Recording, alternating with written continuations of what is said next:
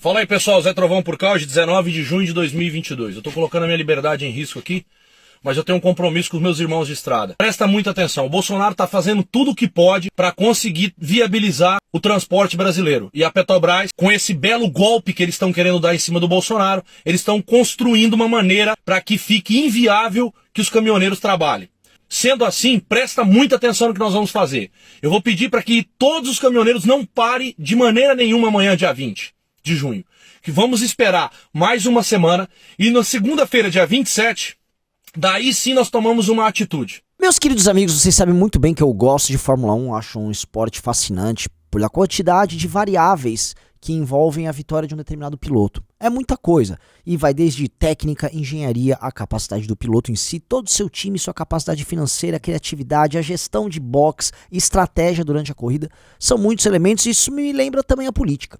Outra coisa que as corridas têm, que tornam às vezes elas muito loucas e imprevisíveis, é o fato de que às vezes está tendo uma prova absolutamente morosa, sem graça, o cara que está em primeiro vai ganhar, e aí um sujeito vai, bate, surge uma bandeira amarela e a corrida muda completamente. É isso que pode acontecer agora com essa possível greve dos caminhoneiros que vem tomando corpo agora, diante de um cenário eleitoral que se caminha para ser Lula versus Bolsonaro com favoritismo para o Lula. Ou seja, as pessoas estão desanimadas com o cenário eleitoral, né? Porque mesmo aqueles que defendem o Lula ou aqueles que defendem o Bolsonaro o fazem com certa resignação, e quem não defende nenhum dos dois está triste, deprimido e simplesmente não quer tratar de política. Mas uma crise que ela vem chegando, ela vem ganhando força e que ela balança as estruturas do país por mexer basicamente no sustento de milhões e milhões de famílias, essa crise ela pode virar o jogo. Essa crise pode ser a bandeira amarela, o acidente que muda o jogo para o game eleitoral. E eu vou explicar por quê.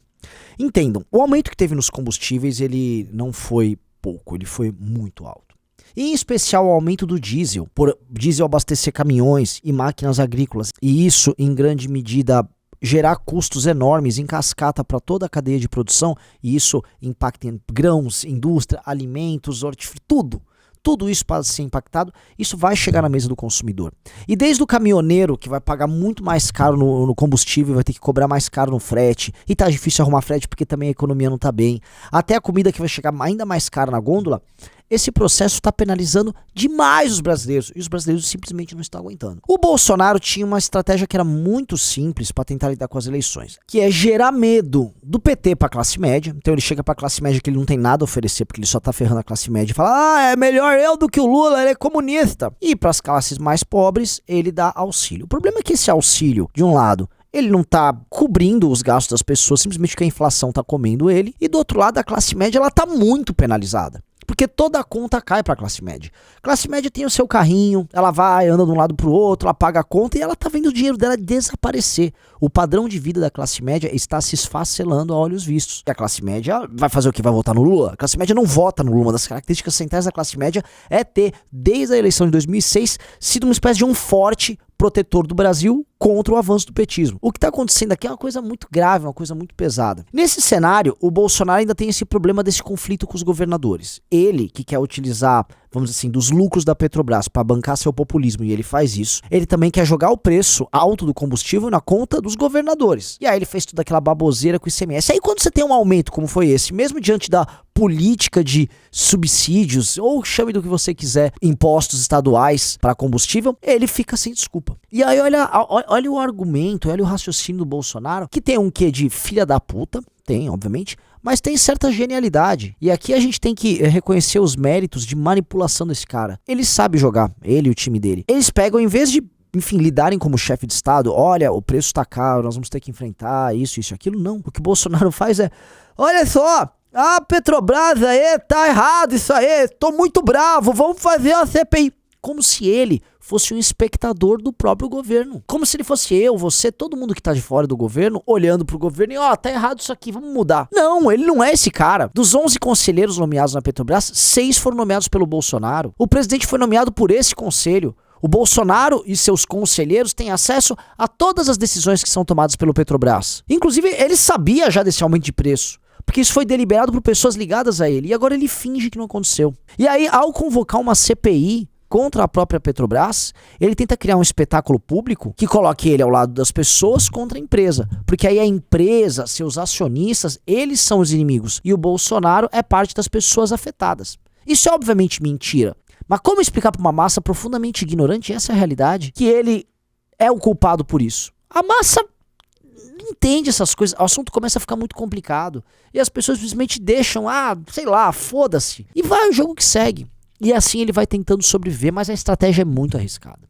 Porque uma CPI, ela não necessariamente é tocada só pelo Bolsonaro ou pelos seus governistas. Ela é tocada também pela oposição. E a oposição começa a tirar proveito disso, e o clima de esse preço não dá, tema dos combustíveis começa a ficar muito em alta. E com o tema em alta, tem algo que está borbulhando e está começando a sair do submundo das redes sociais e começar a emergir para o mundo real, que é uma possível greve de caminhoneiros. Entenda, o André Janones, que foi um dos líderes da greve de caminhoneiros em 2018, ele já tá falando nesse tema, já gravou lives, já fez vídeos. Os caminhoneiros, o Chorão já se pronunciou e algumas outras lideranças estão falando aqui e ali. As empresas de transporte, elas querem repassar seus custos, mas se a operação também começar a ficar muito cara e eles não conseguirem repassar para frente no preço do frete esse aumento do custo dos combustíveis, eles também vão começar a ficar irritados. O Bolsonaro já comprou, e não foi uma vez, foram várias, as lideranças do movimento dos caminhoneiros para transformar eles numa espécie de brigada bolsonarista. São os cossacos do mito. É uma brigada que fica lá tentando fazer coisa, invadir o STF. Ou você vai se esquecer desse vídeo. Meus amigos e minhas amigas de todo o Brasil,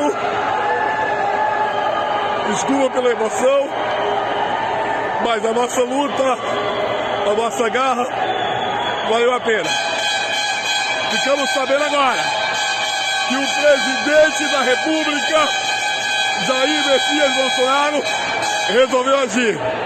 E a partir de agora, o Brasil está em estado de sítio. Boa noite, pessoal.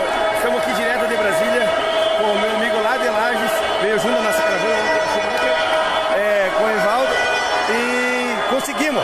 Ele realmente acha que tem esse controle, mas a Revolução Caminhoneira de 2018, ela não foi exatamente controlada de cima para baixo. Havia uma grande dose de espontaneidade. E a revolta das pessoas, se transformada numa greve, ela elimina, ela passa um trator por cima do governo Bolsonaro. Vira um grande problema. E aí as eleições começam a ficar abertas. O Lula, entendam, o Lula é uma espécie de aliado do Bolsonaro, mas o Lula percebe o que está acontecendo.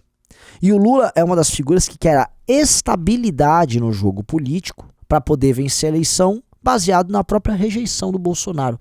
Não à toa que toda a operação que cerca o Lula é baseada na ideia de calar e fazer desaparecer eventuais concorrentes, Ciro Gomes é um deles, para que ele fique lá aparecendo em primeiro, o Bolsonaro vai em segundo lugar para o segundo turno e o Lula ganha do Bolsonaro com facilidade, conforme mostram as pesquisas. Tá? Para o Lula não interessa esse jogo.